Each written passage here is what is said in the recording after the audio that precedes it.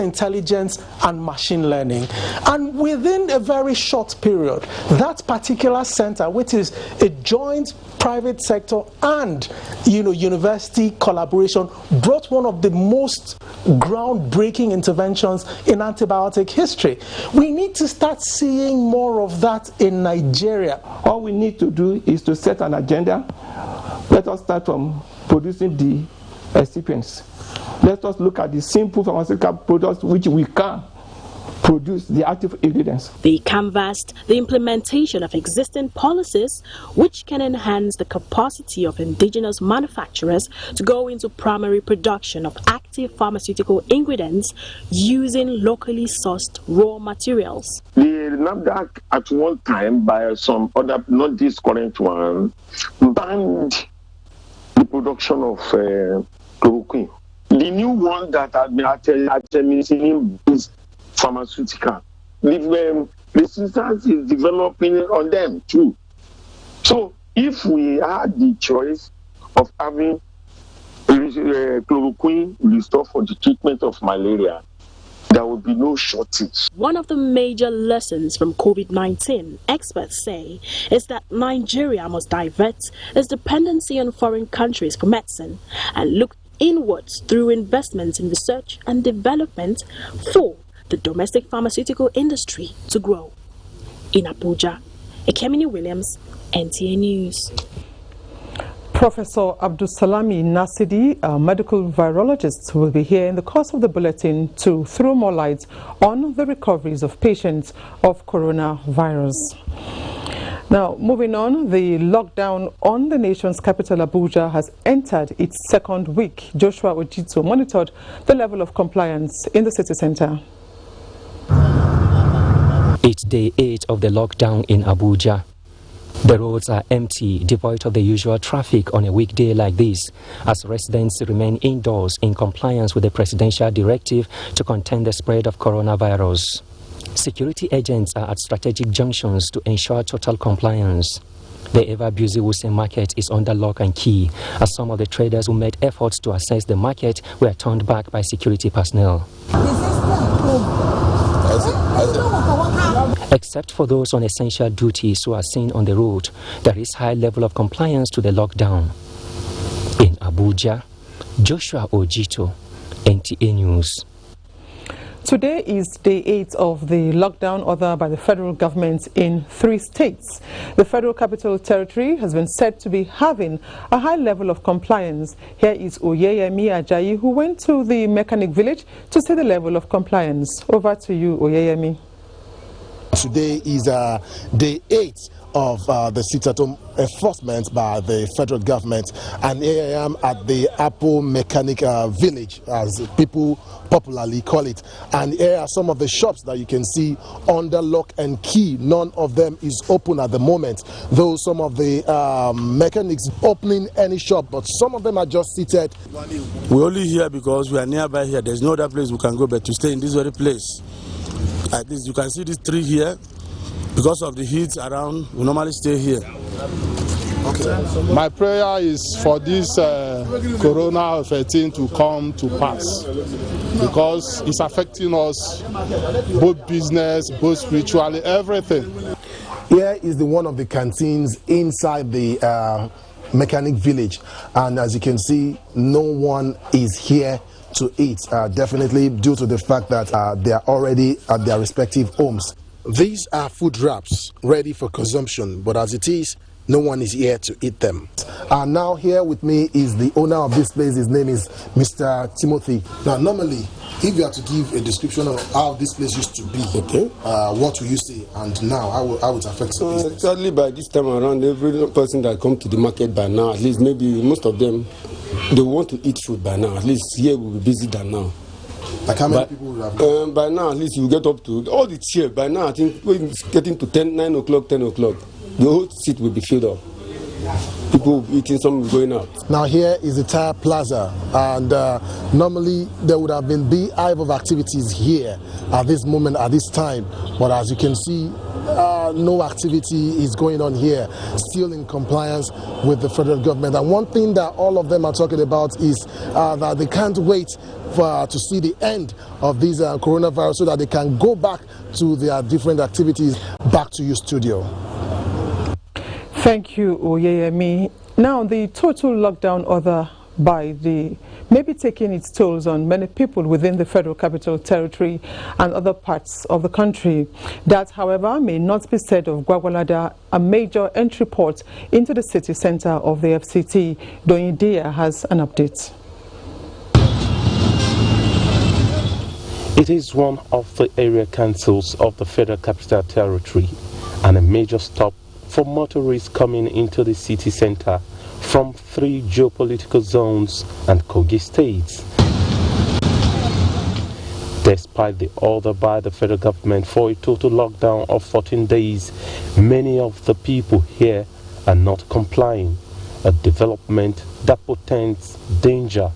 We got here and it's so surprising that business is at its ebb, as many of them seems not to understand the gravity of the situation. I'm tired of sitting at home. I just say let me stroll around. But are you not afraid of the dangers? I am afraid, but with God all things are possible. We don't have awareness on the issue of COVID-19 epidemic, because nobody from the government, from the part of the government and the private sector, there's not been much awareness about the COVID-19 to the people of Gwagwalada Area Council.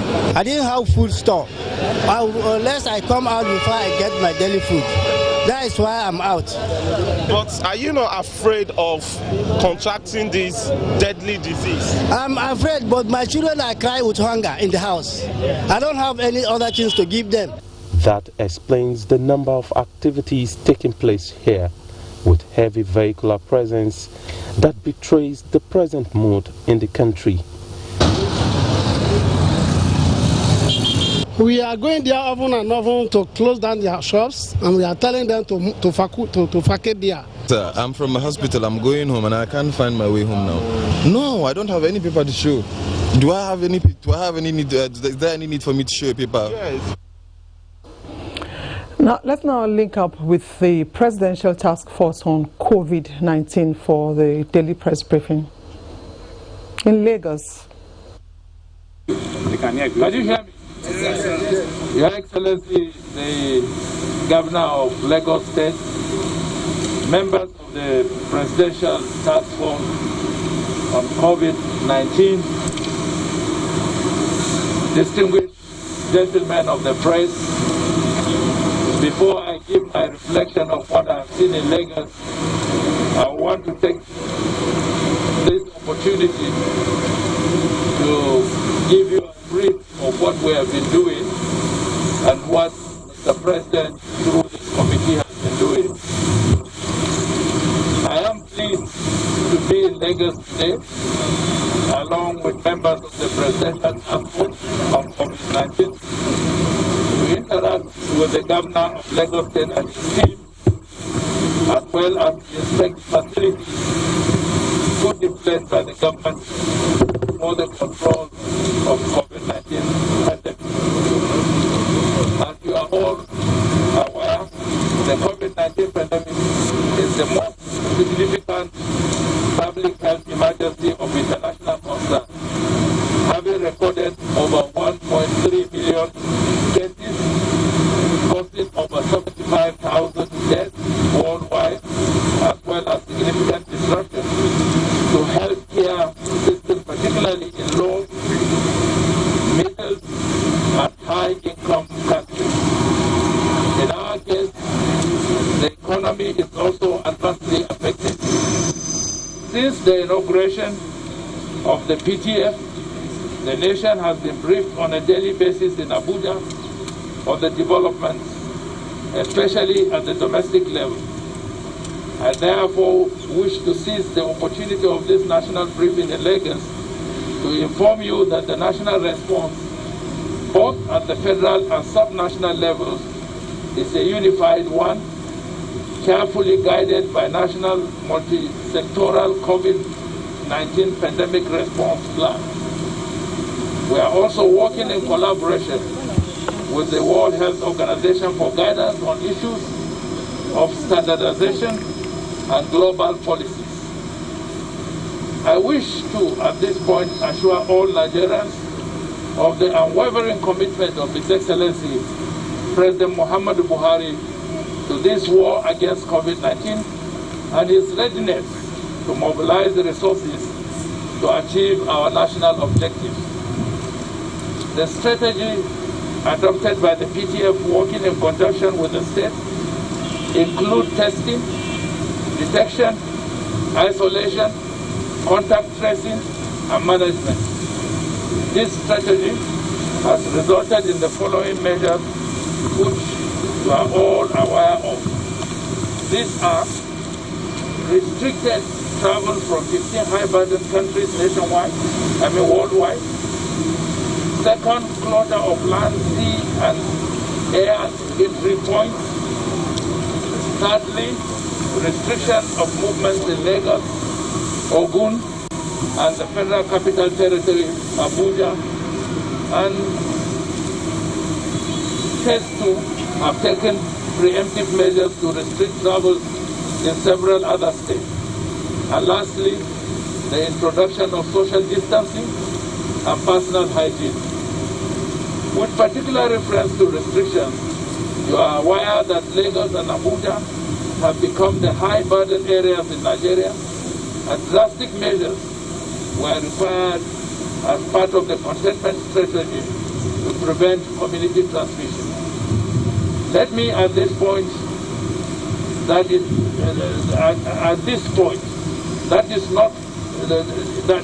not the desire of government to punish its citizens by restricting their movement, but rather out of abundance of caution. Out of abundance of caution, that difficult decision was taken to save lives by preventing spread. Reports have been received on the general level of satisfactory compliance in Lagos with the lockdown order, and we have similarly received reports of violations. In this case, I commend the Governor of Lagos State with his institutions and the instant action taken by the government by prosecuting and convicting notable violators, which shows that nobody is above the law.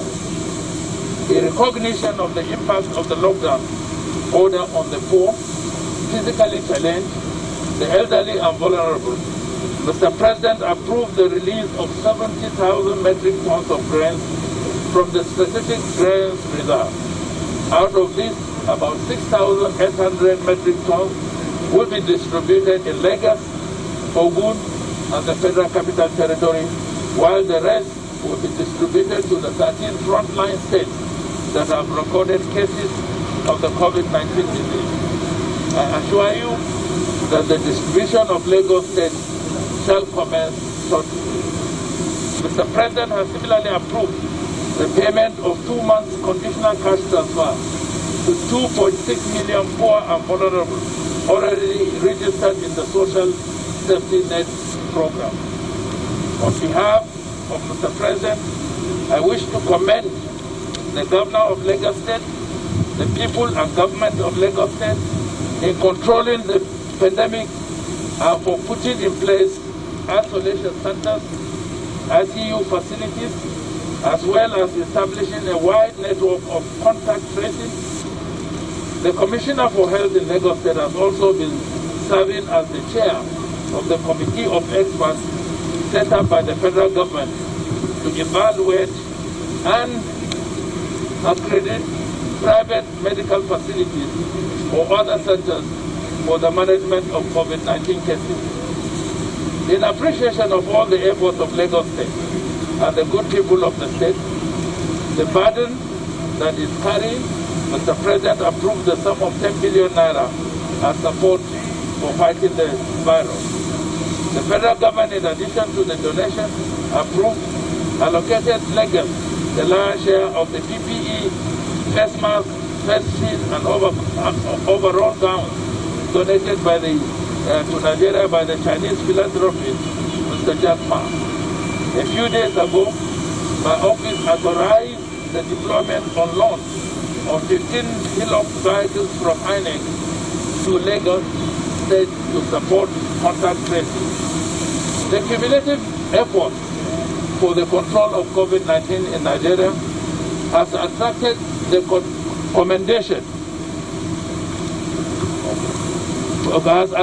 commendation from the United Nations Secretary General, which assures us that we are walking in the right path. The United Nations family in Nigeria has similarly launched the COVID-19 One Basket Fund, which was designed to serve as one COVID-19 financing and investment platform for mobilization of resources. Having stated the foregoing, I wish to emphasize that the nation is at war with an unseen but very potent enemy. To successfully prosecute this war, we must own it. We must participate in it. We must create awareness. We must obey rules and regulations. We must stay at home when ordered, and we must not conceal any information from the medical or disease control authority. One person who is infected in a community can endanger the entire community regardless of its size and status or position of the people living there. Coronavirus is real and is dangerous. Let me appeal to Lagosians, indeed to all Nigerians, to play our roles in defeating this pandemic. To win the war, we must abide by instructions to stay at home, maintain social distancing, personal hygiene, and report all suspected cases to the designated health authority. Before I end my remarks, let me at this juncture, on behalf of the President of the Federal Republic of Nigeria, President Muhammadu Buhari, and members of the Presidential Task Force, truly and sincerely commend the Governor and the people of Lagos State for a remarkable, resilient, and resourceful fight against the coronavirus. Your Excellency, you have done very well. We have looked at the facilities that you have put on ground. We are quite impressed, and we are completely convinced that if we can deal with the Lagos situation, 70% of this pandemic in Nigeria will have been effectively dealt with. So I want to commend you, and I want to thank you for your commitment and your determination and the resolute show of leadership that you have demonstrated. I believe strongly that going forward, the things that we have discussed this afternoon, the resolutions that we have made, the suggestions that have been put in place, if implemented, Nigeria would be one country that would show to the world that with collective resolve of its people and its government and the resources and the cooperation of the international community, we would overcome this crisis. But let me leave you with this parting remark. The COVID-19 has not only come to ravage our health, it has also come to ravage our wealth. As a people with the Nigerian spirit, our determination as a people, I am very confident we shall overcome by the grace of God. Thank you, ladies and gentlemen. Thank you very much. Gentlemen of the press, we will now listen to the incident commander, COVID-19 Lagos, that's in person of Mr. Governor, Mr. Babajide Olushola Sanwo-Olu, who will respond to what the federal government has just said via the secretary to the government of the federation.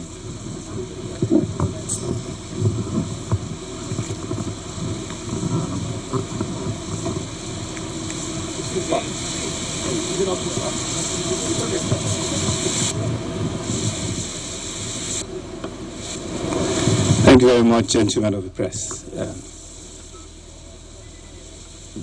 the chairman of the Presidential Task Force on COVID-19, and also the Secretary to the Government of the Federation, Mr. Boss Mustafa. Thank you very much for coming. Members of the Federal Executive Council, the Honorable Commissioner for Health, the Honorable Minister for Health, Dr. Osage Ehadire, the Honorable Minister for Interior, Dr. Rauf Aregbesola, the Honorable Minister of Information, Alhaji Lai Mohammed, the Honorable Minister of Environment, Dr. Mohammed Mahmoud, the National Coordinator for the Presidential Task Force, Dr. Aliyu Sani, the DG NCDC, a man that we always see his face every day and night, Dr. Chikwe Kwezo, the Director Hospital Services, Dr. Adebimpe Adebiyi, Director Public Health, Dr. Umo Eniabong, the World Health Representative, Dr. Faisal, they didn't put your name, I recognize you. Other international partners here present, my colleagues in the Lagos State Cabinet, members of the State Executive Council, distinguished ladies and gentlemen, gentlemen of the press. Thank you very much for your patience. It's been a long day for all of us. We started this journey, I think, around 9:30 this morning, and I'm sure you know the day is fast spent. We're indeed happy. First, with Mr. President, Commander-in-Chief of the Armed Forces, President Muhammad Buhari, for setting up this high-powered Presidential Task Force on COVID-19. I have expressed the appreciation of Lagosians privately through the chairman of the PTF, but I need to also express it publicly that on behalf of the government and the people of Lagos State, we cannot thank our president enough. We want to thank you for the leadership. We want to thank you for all of the things you've done behind the scene for us. And we can also see it from the level of responsibility and the level of commitment has been shown by the committee. It's no news that every day we get a national daily briefing from them. And we're indeed, it's nothing that we're happy about, but we're excited, you know, that they consider Lagos an epic center. That's why they've come down for themselves to see where we are, what we're doing, the advice they need to give us, the corrections we need to take, and the collaborative effort that needs to happen between our government, all of the federal agencies, and the federal government of Nigeria. I'm sure we all know what are the responsibility of the PTF. It's a mandate to take necessary measures at ensuring that we bring this pandemic under control as quickly as possible. It's also a high-powered political, multi-sectorial coordination mechanism which brings about inter-ministerial agency and intra-ministerial and individual agencies of the federal government together, working collaboratively to ensure that there is a seamless engagement. They're not looking for somebody, the person is not here or is not around. All of them that needs to work together are what Mr. President has put together, and I think we need to thank him, you know, for that. It's also a high-level coordination of all of our various United Nations agency, and so you can see WHO, you can see African Union, you can see UNICEF also working with them to ensure that we bring this to bear very quickly. It's also used as an organ to gather information, intelligence gathering, not just for COVID-19 alone, but also to be able to position our country for an event of future occurrences like this, so that they will have foolproof data that they can work with nationally. And I imagine that these are not very easy tasks that has been given to them, but I imagine they're doing it, and they're doing it very, very well. They're also used to facilitate economic national interest, which will mitigate the economic impact of the pandemic. the chairman of the PTF had explained to us that they had to take hard decisions, tough decisions, the lockdown of Lagos, Ogun, and Abuja, and he had said to us that it's not what they want to do, but for us to bring this pandemic to an immediate resolution, or to halt it, right? They needed to do what they're doing, and we're beginning to see the results of all of those initiatives and those difficult decisions that they need to take. And of course, we know that part of the assignment also is to form collaborative, effort amongst the various states. And so that's why they're here today, to see for themselves and assess not just the level of preparedness or readiness of Lagos, but really just to be able to see what are the things that they can continue to support us with. And they've gone round.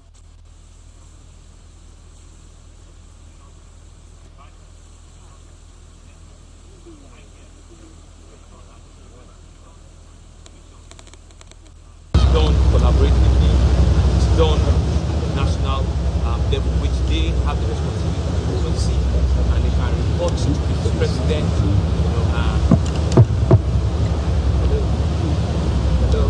and they can report to Mr. President, And they can report to Mr. President temptuously and as regular as possible and as frequent as is necessary. And so I want to thank them again. We've gone round.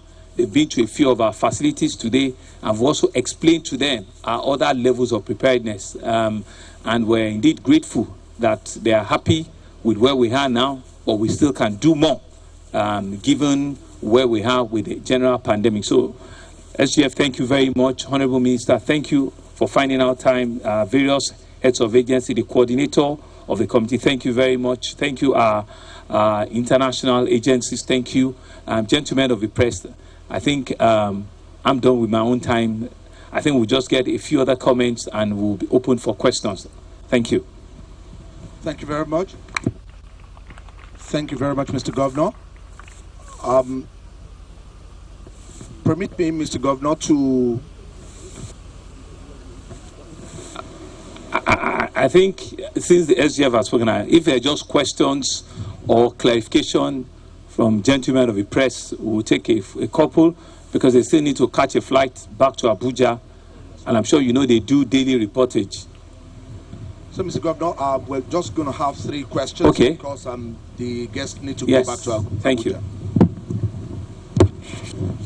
Okay, thank you, sir. Hello. You just say who the question is for. Okay. Good evening, sir. My name is Ade Doja. Salam Adeni. I work with CVC News. Okay.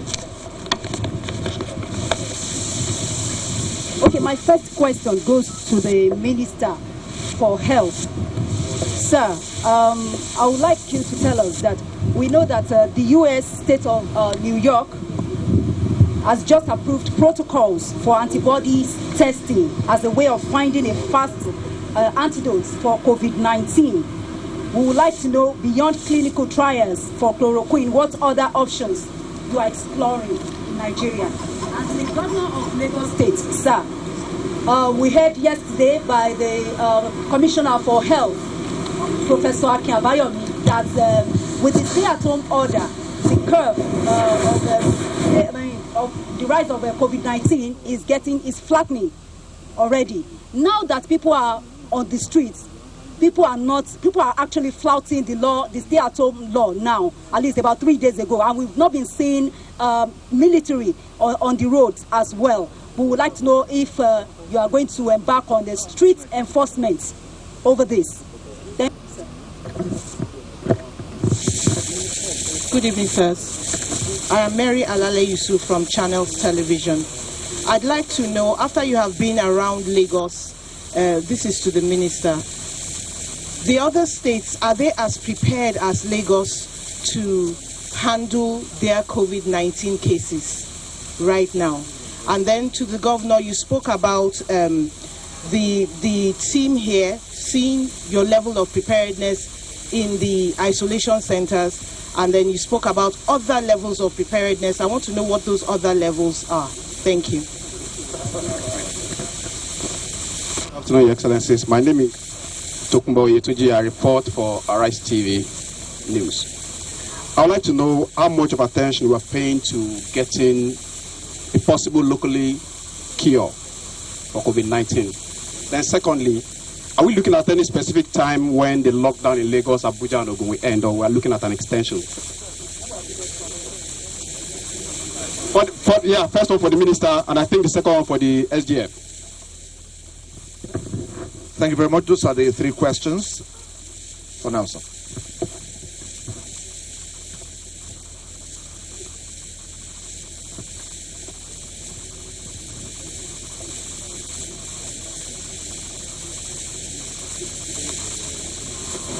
Your Excellency, the Governor, Secretary of the Government, Honorable Ministers, and Commissioners here present. The coronavirus, as you know, is described as a novel virus. A novel virus means that it's new, and the medicines that might work against it are not yet very clear.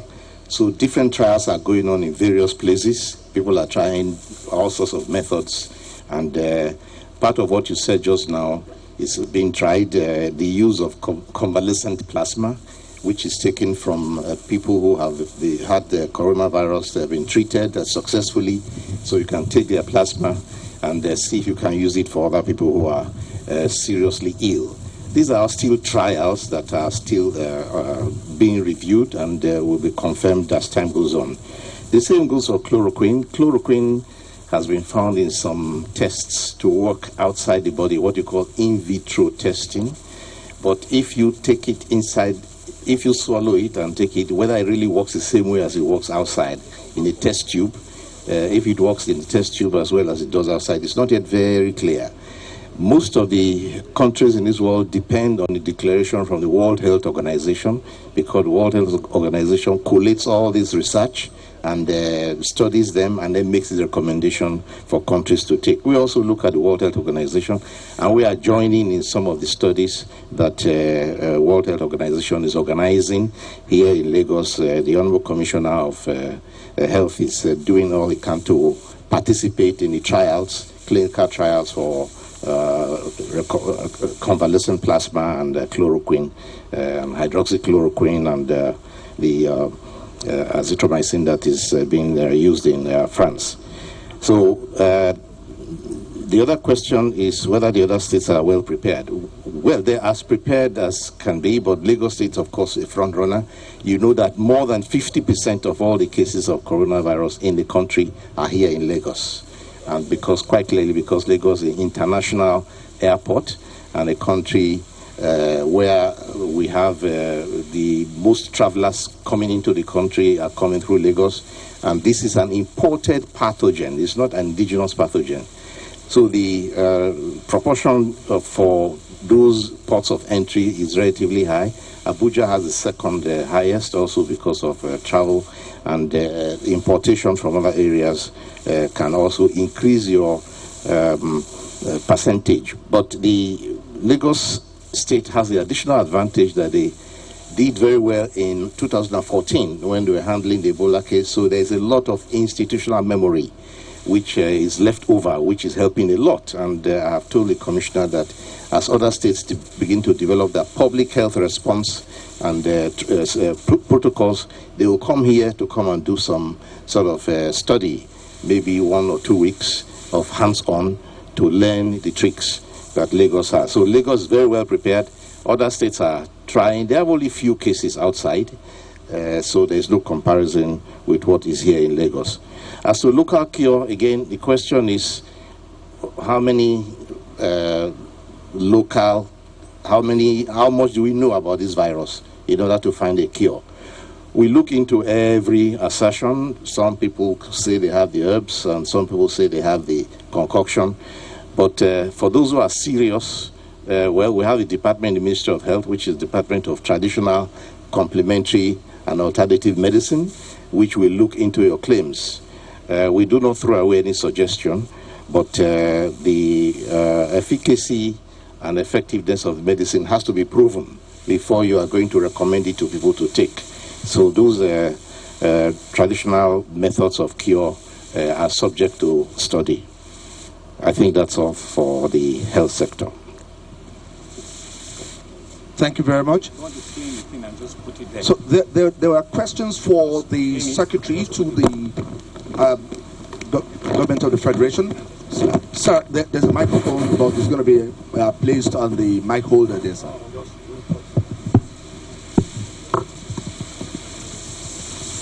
I think there was only one question for me.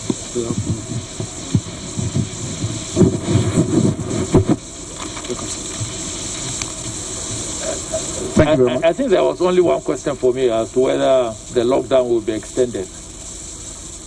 Basically, this is part of the consultation. We are looking at the objectives that were set when the lockdown or the quarantine declaration was signed by the president and subsequently by several other states. Before the end of the week, we'll do an evaluation, and part of the trip here was to do an evaluation to see how the objectives that were set are being met. And at the end of that exercise, we would have the responsibility of reporting to Mr. President, because Mr. President in his declaration did state that it was on the advice of the Minister of Health and the health experts that informed his decision to sign the Quarantine Declaration 2020. At the end of our evaluation, a certain set of recommendations and advice will go to Mr. President, and at that point, he and he alone will take the decision as to when the lockdown would either be extended or it will stop at the expiration of 14 days. Because in his address to the nation, he did say 14 days in the first instance. So it's open. It is based on what has happened within these 14 days. And the objectives that have been set, have they been met? Have we achieved success in the direction that we wanted to go? If that has been achieved, he will look at all the information available to him as the President of the Federal Republic of Nigeria, and I can assure you that he will take a decision that is in the best interest of the people of Nigeria. Thank you. Thank you very much, Mr. Governor. It's okay. Thank you very much. I think there's also one question for me regarding what are the other facilities or what are the other things we're doing. That okay, so there's several other levels of things we're doing outside of the sane isolation centers. So we have other facilities that we also reserved in the event that we need to trigger the usage of those facilities. An example is so when we have people coming from the land border, right? And there was a request about yesterday about some people coming from the land border, and we needed to activate a facility at Badagry. So we have two facilities at Badagry, right? So when that happens, those facilities will go live, right? So we also have facilities in Epe, we have at Alimo Shore, we have in Lekki, we have in other places that are just waiting in the event that we need to activate and clear those facilities, especially for quarantine. If we need to just hold people for 14 days, we don't know their status, or just, we're not sure if it will manifest or not. So just to hold you down and see how you evolve, because it's not every case that you need to take to a red zone in the isolation center. You need to have what we call like a holding bay, and so those are the kind of facilities that we've also made available for them. Thank you very much. Thank you very much. Mr. Governor, sir, may I crave your indulgence to take one more question? What's the question? Okay, sir. Omolara Omosoya is my name. I work for Radio Nigeria. Sir, my question is going to be directed to the SGM. Oh, it's to me. Yes, sir. In his nationwide broadcast, President Muhammadu Buhari promised to send relief materials to residents of Lagos, the states that are locked down. Already, the Lagos state government has distributed food stimulus to a category of people. So when is it going to get to the turn of Lagos residents, particularly those that are on the lowest rung of the economic ladder? My brother, the governor of Lagos, is part of the federal government. So he's an extension of the president. And what he did is commendable, that he took that step to ensure that, because the primary responsibility for the welfare of the people is for those that are in government. By extension, the president and the governor of Lagos State. And he's demonstrated that by what he has done. In my address, I did mention the fact that he has already directed that 70,000 tons of what we have kept in our strategic grain reserve be released for the particular purpose of addressing as a palliative to the vulnerable, the poor of the poorest in our communities. And about 6,800 metric tons is dedicated to Lagos, Ogun, and the Federal Capital Territory. Yesterday, the Minister for Humanitarian Affairs, Disaster Management, and Social Development was in Mina to take over portions of the grain from the strategic silos that we have across the country. The one in Mina has some certain consignments. She was there yesterday to symbolically take it over. They are in the processes of bagging and rebagging. Those processes, like I said in my address this afternoon, that of Lagos, they will soon start delivering to Lagos for distribution to people who are deserving of these palliatives. It's not everybody that needs grains, but for those people that are deserving of these palliatives, I believe that very, very soon, probably within the next couple of days, Lagos State would have its share. Thank you. Thank you very much. Thank you very much, sir. That will be the end of this session, and we want to thank our guests from the Federal Capital Territory, the State of Power in Abuja. Mr. Governor, that's the end of the briefing. Thank you. Thank you. Thank you, ladies and gentlemen.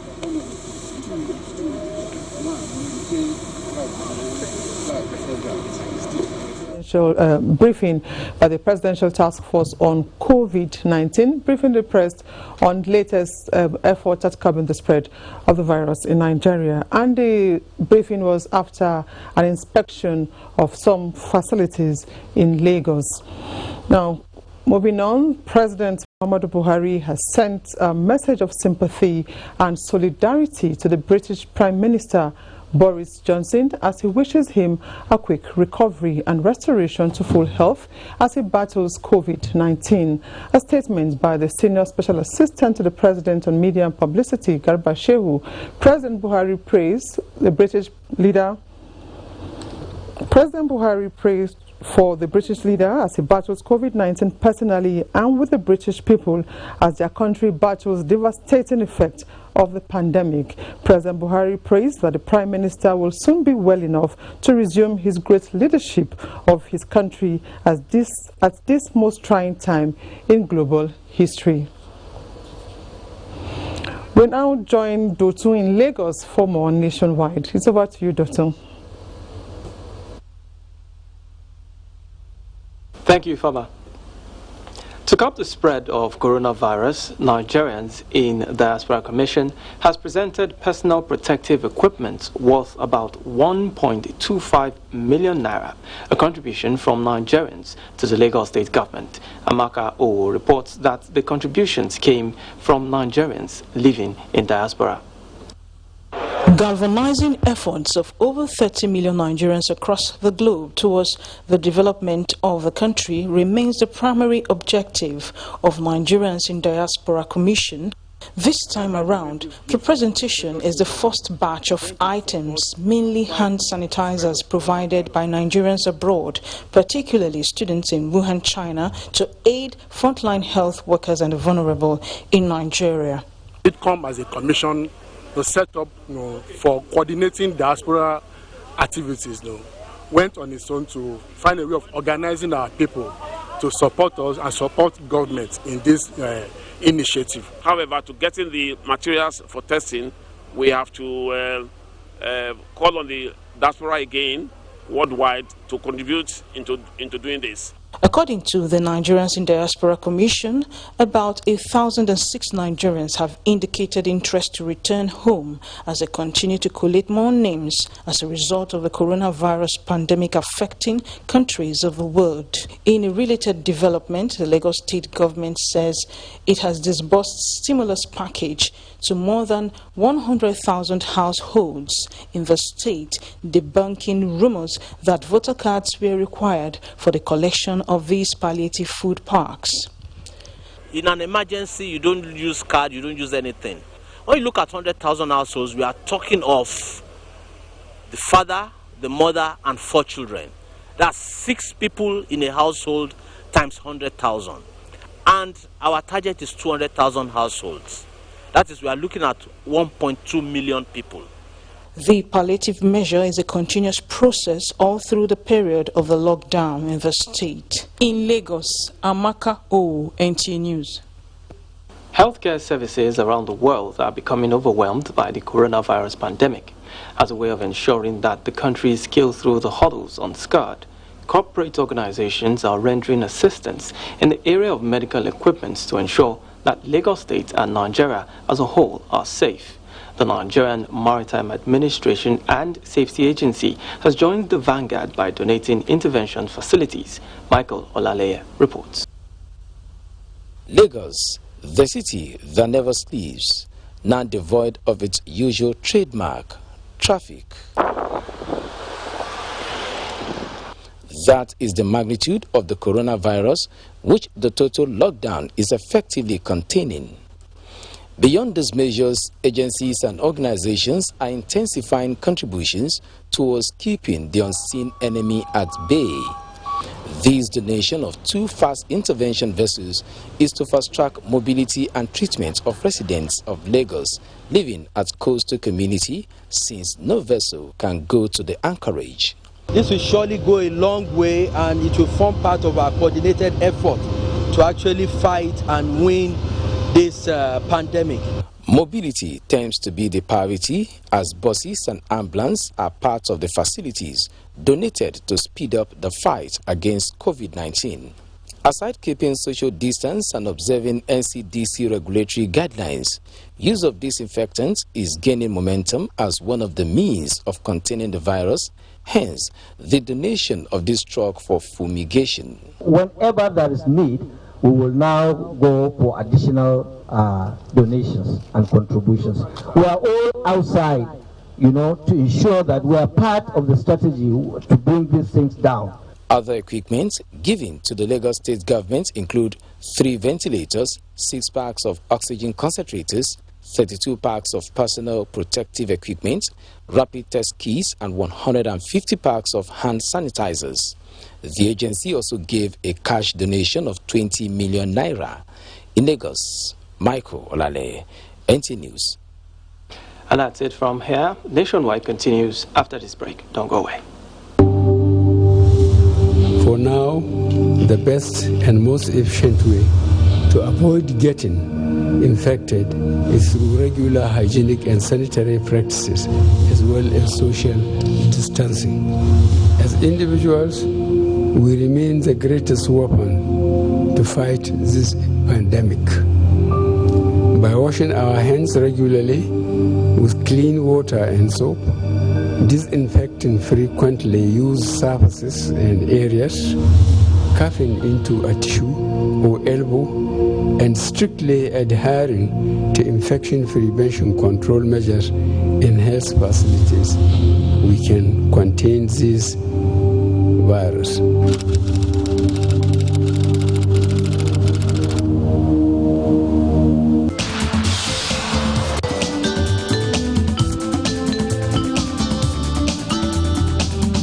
On Tuesday Live this week, we continue the discussion on assessing national response on COVID-19. What are the proactive measures being taken by the government?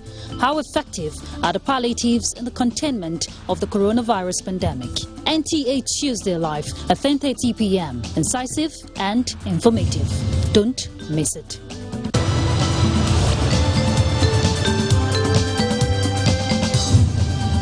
The coronavirus, also known as COVID-19, has been declared by the World Health Organization as a global pandemic. While clinical trials are ongoing for a vaccine and a possible cure, there is no known treatment for the coronavirus. Nigeria has recorded some of these cases, and people are advised to take these preventive measures to keep themselves safe and contain the further spread of the virus. Wash your hands frequently with soap and water, or use hand sanitizers all the time. Maintain social distancing. Avoid touching your eyes, nose, and mouth. Practice respiratory hygiene. If you have fever, cough, and difficulty breathing, seek medical care early. Do not panic. Stop the spread of unconfirmed news. Follow the official government news outlets and report all cases immediately. This message is brought to you by the Nigerian Television Authority, NTA, Africa's largest television network.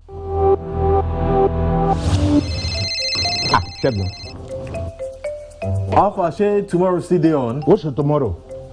Community meeting now. You know they hear Abi? Now beggy. See, if we meet for my house, inside parlor, then go no. This COVID-19 is not a child's play. If we want to elect a new secretary, we fit to do one for WhatsApp, or for Skype, or even on Zoom. Or we just wait. I will not negotiate this social distancing. It is not negotiable. Not every infected person shows symptoms, but every infected person is contagious.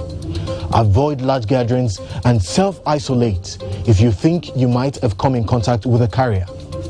Your safety and the safety of others is in your hands. This message is from the Akin Fateh Foundation in partnership with the National Orientation Agency with support from MacArthur Foundation.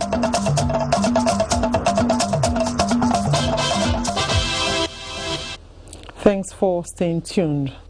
There is a remarkable reduction in the normal operations of courts in line with the efforts to stem the spread of COVID-19. However, judiciary correspondent Vera Chemuba, who visited some courts in the Federal Capital Territory, reports that there was remarkable compliance with COVID-19 regulation, resulting in giving preference to urgent matters which were heard. She also reports that the Chief Justice of Nigeria, Ibrahim Tanko Muhammad, has extended the suspension of court sittings till further notice in view of lockdown measures put in place by the federal and some state governments to curb the spread of COVID-19. The Chief Justice of Nigeria, Ibrahim Tanko Muhammad, has suspended court sittings in Nigeria except in matters that are urgent and time-bound. This is in a bid to curtail the spread of the deadly coronavirus, which is currently ravaging the world. In normal times, this courtroom would have been filled to capacity with journalists, lawyers, and litigants, but today it is empty. The court operations at this critical time are in line with COVID-19 regulation issued by President Muhammad Buhari. Regulation 7 provides the courts with some level of exception on court operations. A visit to some courts in the FCT indicates a remarkable level of compliance and awareness with measures put in place to safeguard, balance the health and safety of court personnel and litigants. Though the Federal High Court Maitama Abuja is scheduled to sit Tuesday 7th of April, the Court of Appeal Abuja Division has its cases spread across the various courtrooms, including the ceremonial court, in observance of social distancing. Like the matter I appeared today, I sat alone in front. My colleagues on the other side sat alone in front. As you can see, you enter here, you will see the water, the sanitizers, and lawyers are observing it. The experience here this morning is that the court is not congested. Social distancing has been maintained. The premises of the Court of Appeal today shows compliance with the directives given. At the Supreme Court, the courtrooms were under lock and key as no matter was slated for hearing on Monday. But measures to curtail the spread of coronavirus were reflected. In an earlier directive, the Chief Justice of Nigeria also ordered temperature screening of all visitors to the court, and anyone who refuses to be screened should not be allowed inside the court premises. In Abuja, Viera Chumuba, NTA News. Humanitarian services have continued to touch hundreds of lives across different internally displaced camps in Abuja. Abubakar Usman Akwanga reports that the social intervention is coming as the lockdown directive enters day 9. An extraordinary moment for ordinary people living in an IDP camp with the emergence of the coronavirus infection is really a double tragedy. So any offer at this moment is a lifeline. It is indeed a moment to test the goodwill of a caring neighbor, and the mountains of fire and miracle ministries has proven such in a positive way, making the IDPs to forget the mood of the war. Today, everybody will cook food in his house by the grace of God. The people are excited. At least this will go a long way to alleviate the hunger. The story was different in one of the camps, as IDPs were enlightened on ways to avoid the spread of COVID-19. Awa Aliyu, like every other child here, I just undergone the ritual of hand washing, a practice that is universally adopted. Awa Aliyu goes to get a lunch after purifying her hands like other peers of ours, and walked home with smiles on their faces from a charitable intervention. Food may just be an antidote to overcome hunger, while more than 2,000 population across camps need more than a square meal to survive the global pandemic. We're here to feed the kids. This support of food items here at the Kaura Internally Displaced Persons Camp in the FCT is to assuage the suffering of victims of social unrest and to encourage them to stay indoor during the 2 weeks presidential directive for total lockdown of the FCT and of course other cities across the country. In Abuja, Abubakar Usman Akwanga, NTA News. Okay, like we told you earlier, we were expecting the medical virologist to talk to us on recoveries from coronavirus across the states. But before then, though we have him here, he is Professor Abdulsalami Nasidi. Thank you for joining us, sir. Thank you very much. But before we continue on the discussion, we'll have to discuss with the governor of Ekiti State via Skype to talk more on the coronavirus pandemic. The Executive Governor, Ekiti State, Kayode Fayemi. Thank you, Your Excellency, for joining us on Nationwide today. Thank you for having me.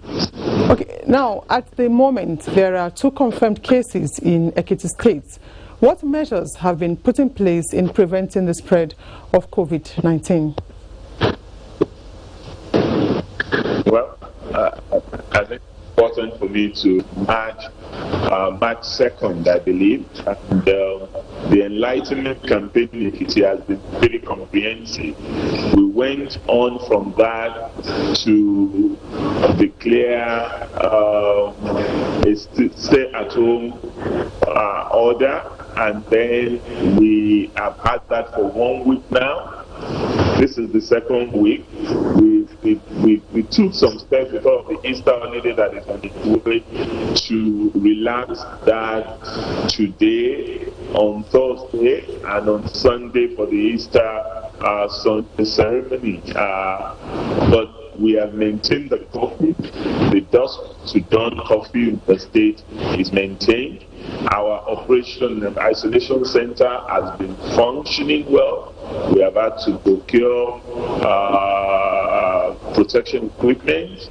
We've had to train our doctors. We're in regular communication with the Center for Disease Control, and the Governors Forum collectively have been very, very active on this matter, working in partnership with the Presidential Task Force on COVID-19.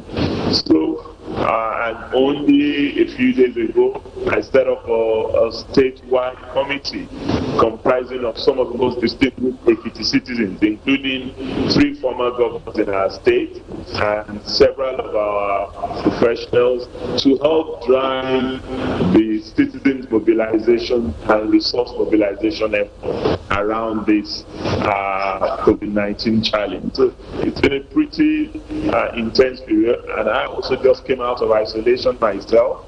I have had cause to go and undertake a test because I had encounters with some patients who have been positive, but thankfully I'm negative and I'm out of isolation. Okay, Your Excellency, would want to know what palliatives are in place to to cushion the effect of COVID-19, particularly on the vulnerable in the states. Well, as you may be aware, in Ekiti State, we've always been very strong on protection for the vulnerable segments of our population.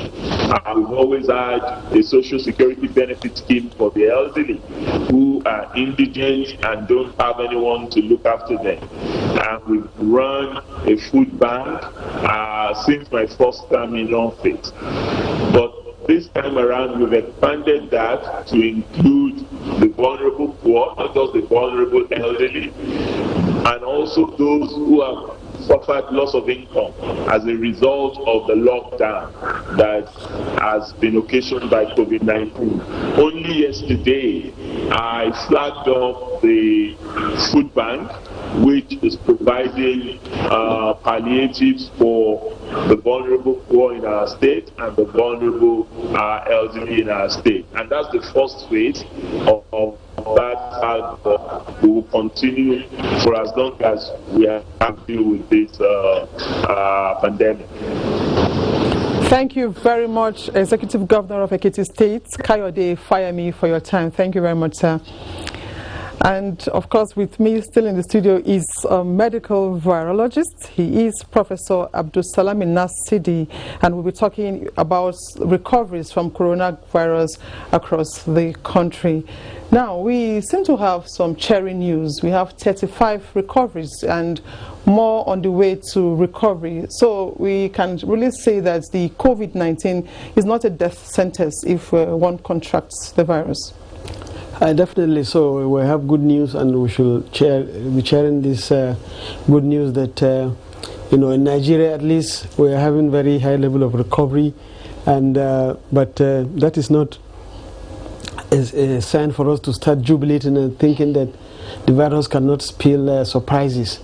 This high rate of recovery could be either due to the fact that our medical teams are doing very well, which definitely they are, and but it could also either be to the fact that most of the people affected so far are younger, population as compared to Europe, where most of the people dying are on the average, about 75 to 80. So, but the age group of those affected in Nigeria is still within that 30, 40, 50. So, survival rate in those groups will definitely be higher. But it could also be, we shouldn't ignore the fact that maybe there are things that are happening in the country or in the African continent that is making the virus to be a little bit less potent. In fact, not jokes or jokes apart, it could be some of the things we're eating. If you remember the first index case, the Italian said he was enjoying amala, and he was eating amala and our soup and all this. So we shouldn't ignore the fact that those two could contribute. Even the governor of Oyo State said he was eating amala 3 times a day, and the black sheet. So these are the things we should take into consideration, that there are some factors that are making the virus not to be very potent in Nigeria and some African countries. But if we think that the virus is not capable of doing what it's doing in Europe, we shall be making mistakes. Okay. For instance, in Nigeria, we started having cases before Niger Republic. We started having deaths before Niger Republic. You can't believe today Niger Republic have 10 deaths already. And so some countries in Africa that thought, it is like a common flu, are now warming up to really wake up. That we hope when you have community transmission and more cases are coming, so we might be having more deaths. But we pray it doesn't happen. Okay, now it is a well-known fact that the virus has no cure, as they say, but we have seen recoveries here in Nigeria. Are we likely to see more of these recoveries? Definitely. That's what I'm saying, that if the virus is affecting mostly young generation, it's affecting, now people that are a little bit, not within that range that you have high mortality, we might be having, less mortality. If we maintain the type of medical response we're doing in the country, and maybe even strengthen it, improve it, as we are already encouraging everywhere in Abuja, in Lagos, in all other states. You can see the state governor is on top of it. So when the chief executives are on top, they are supporting the team, they are encouraging the team, they are giving them the protective equipments to protect the healthcare workers, and all. They will work 24 hours and our survival rate will be higher. Okay, now there's this concern that Abuja is witnessing less recoveries. Now, would you say that the treatment is different from what has been done in Lagos and other places? I think it's a mistake. Abuja is not witnessing less recovery. Abuja is a little bit more cautious, but very soon the Minister of FCT will pronounce, and many good things are happening in Abuja already.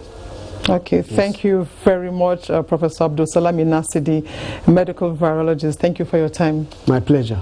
Thank you. We now join Suleiman Abdullahi Rigachuku in Kaduna for more on Nationwide. From our end, welcome. 8 states of the Federation are expected to benefit from a palliative intervention against COVID-19 pandemic worth 100 million naira. Hazalor Shetima reports that the intervention aims at alleviating the impact of the pandemic on the daily lives of the beneficiaries. The fund is to be dedicated towards the procurement of assorted food items and medical equipment, which will be distributed to the most vulnerable and less privileged in the society. Ali Muhammad and Nafisa Usman are among the beneficiaries from Kaduna, which is one of the benefiting states. They describe the intervention as a move with human face. Because of this virus, we are not moving around, and now that I have this, I'm very happy. The benefiting states include Kaduna, Sokoto, Borno, Gombe, Kebbi, Zamfara, Bauchi, and Jigawa. This is a very critical situation the people are in this world, so it's donate this kind of food and hospital item equipment, also help them how they can go through this situation. Whatever we're doing as government, we always appreciate those people that always support government effort. So for this gesture, honestly speaking, on behalf of His Excellency Maulana Rufai and the good people of Kaduna State, we want to thank the Muslim World League for bringing this palliative to our people in Kaduna State. Muslim World League advises the people to adhere to public health warnings against COVID-19. In Kaduna, I am Hassan Lawan Shattima, NTA News. In spite of the fact that